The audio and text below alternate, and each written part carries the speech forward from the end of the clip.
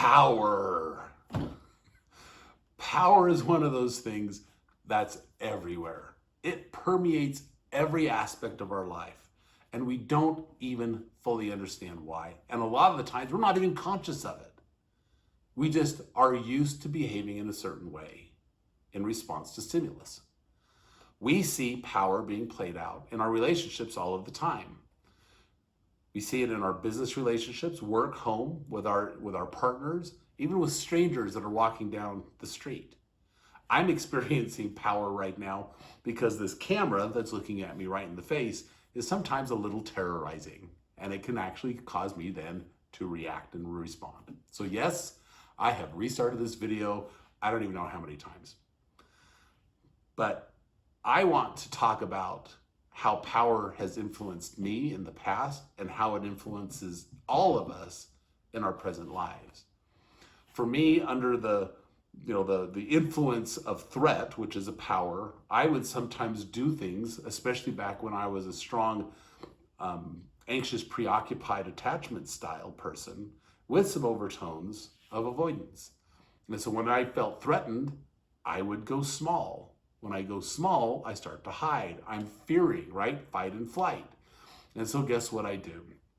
I do things that aren't really my natural thing. I would, in fact, even sometimes lie to try to avoid the threat that was being put in front of me. And that threat goes back to a childhood issue. And it's something that I have dealt with and I have come to terms with. And that is part of the process of how you, in fact, change the way power influences you. Power is one of those things that is so often in our lives, or so commonly in our lives, that we see it all the time in movie plots. In fact, it is one of the fundamental things about every movie that's out there, right? Whether it's a rom-com or sci-fi, it doesn't matter. There's always elements of powers, either in the relationship dynamics or just the empire struggle against the rebellion that we see in Star Wars. Just that concept of power is everywhere. But why is it important to understand power? So when we think about how we work as individuals, I'm going to talk about me, right?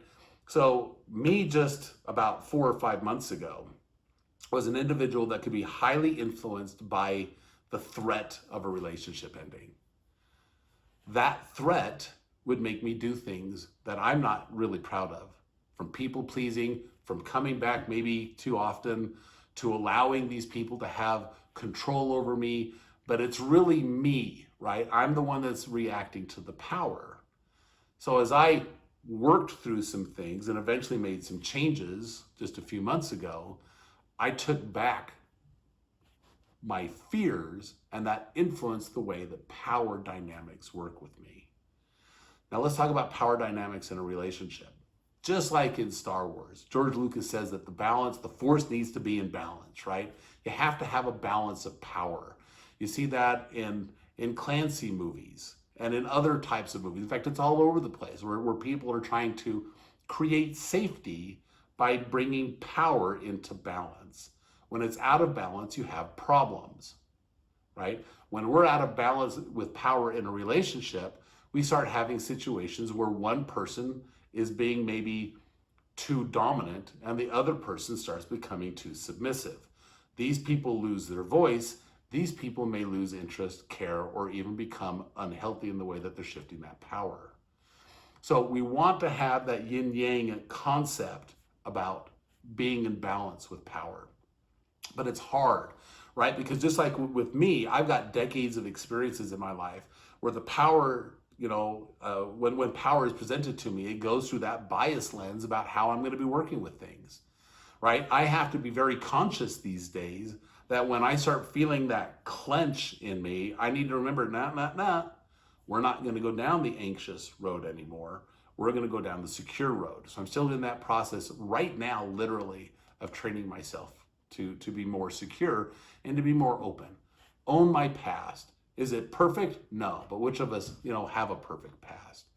But the point of this power dynamic in a relationship is to establish a relationship process that creates safety and value for both of the people in the relationship, or with multiple people in the relationship, including, for example, with families and with friends. So when we are allowing ourselves to go small, we're giving our power to somebody else. There's a famous quote out there right now. I can't remember the author. And if anybody knows, the origin of this, please just put it down in the notes. It'd be fun to see how many of you recognize this one. But he or they who have the least care has the most power. Now, Frank Herbert of the movie Dune says that, they who have power to destroy a thing can control a thing. But let's face it, we're talking about scenarios where we're getting into an unhealthy situation, right? Because if you don't care about the relationship that you're in, but you're staying in it, you actually have the most control over that relationship. But is that healthy? No. You're going to feel distant, withdrawn. You're going to feel dissatisfied. You might go do crazy things. But that's not, and that's not what you want to do. What you want to do is restore the balance of power. And then when you're in a position of not caring, right, the other person now has to be in that position to react to that. And if they're a very healthy person, they'll call you out on it. And it would result in a conversation which may or may not be the continuance of the relationship. But for people like myself, who traditionally was dealing with a lot of anxiety and fear, when somebody stopped caring in a relationship for me, I responded by people pleasing. Not in the concept of like, oh, I'll just give them anything, but just dumping a lot of energy into a relationship to try to make things work, excusing the bad behavior of what was going on in the relationship from my partner. So if you actually have a specific question about the power dynamics in your relationship, you want to talk to me privately, send me a message. I'd be more than happy to talk with you guys privately about this and help you understand it a little bit more deeply. But to restore the balance requires us to basically check our ego. We have to basically say, look, I understand.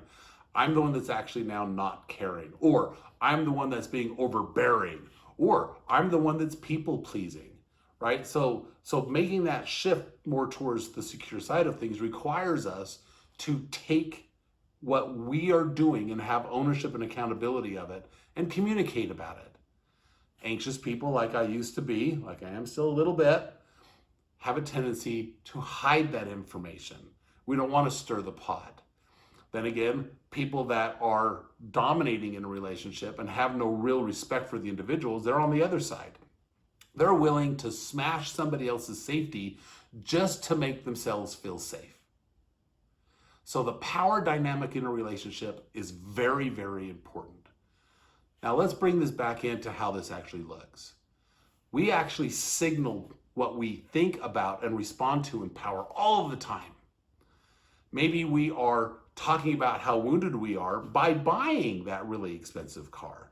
Maybe we're talking about how wounded we are by being overbearing and overreacting to situations around us, right? The dynamics of how this works is really interesting.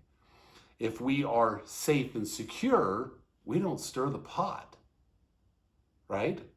We've all seen these people, these stoic people that just seem that they never get their feathers ruffled. Those people are very secure in the way that they're behaving. They recognize that emotion is going on. They're stirred up by it, perhaps. They can be surrounded in chaos, but they're not being moved by it. And we'll talk about that concept in a later video. But when we're looking at trying to create a healthy environment in a relationship, we often find ourselves getting pulled into power dynamics that are fundamentally out of balance. But as long as they work together as a whole, then they still can. Some of us, for example, may want to have a provider, and that has different definitions for different people. Some of us may want an individual that's a strong leader. Some of us may want an individual that's a strong organizer, right? In a way, when we're talking about what we're looking for or wanting, we're also talking about where we actually feel a little nervous. This is a little bit of shadow work that was originally pioneered by a guy named Carl Jung back in the late 1890s. And again, has been picked up by Ken Wilber, and that's becoming more, and again, we're starting to talk about it. The short of it is, when you see people talking about pain points a lot, they're actually not telling you what they need for safety. They're actually telling you what's inside of them that's troubling them. That's the shadow concept, really roughly put. But for us to restore the balance then in a relationship, we have to recognize that we each have traumas and fears. We have to recognize that we're trying to, find a secure place for us to exist internally, as well as with the dynamic of our relationships. So when we start looking at ourselves, right, as the source of the instability, or when we start looking at ourselves about how we can create a safe environment for people around us, that's when we start taking accountability of really what's influencing our power and our choices through power. So my recommendation is this. Go Michael Jackson on this. Start with the person in the mirror. Look at him. Look at yourself. I do this with myself. And I literally, it's like, well, okay, fine. I'm feeling something. What is it about? Try to understand it. Try to understand about that, how that fear or that trauma or that experience might be influencing decisions or building things in us or maybe tearing things down in us. But either way, we can look at how we are being influenced by things around us. And as we start recognizing that, we are starting to recognize how power influences our lives. I hope you guys all find peace. If you have any questions or comments, shoot them over to me. Be happy to hear it. Love to see comments down there, below. And if you're new here and if you like what you're seeing, please, go ahead and follow. And I hope to see you guys later.